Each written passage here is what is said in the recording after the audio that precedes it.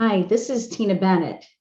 I wonder if you remember this saying, mirror, mirror on the wall, who's the fairest of them all? Well, if you're a parent who has to read that into a mirror, then you must not be the fairest parent of them all. So we need to talk about this.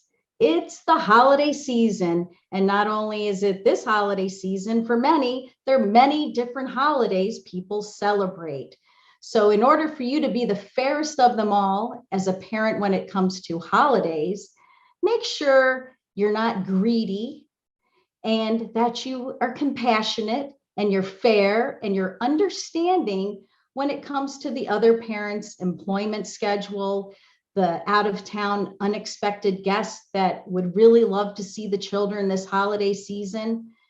Do not be stingy if you're the one who has primary custody of your children. Don't do it. And even if there isn't a custody order and you just broke up with your significant other, work it out.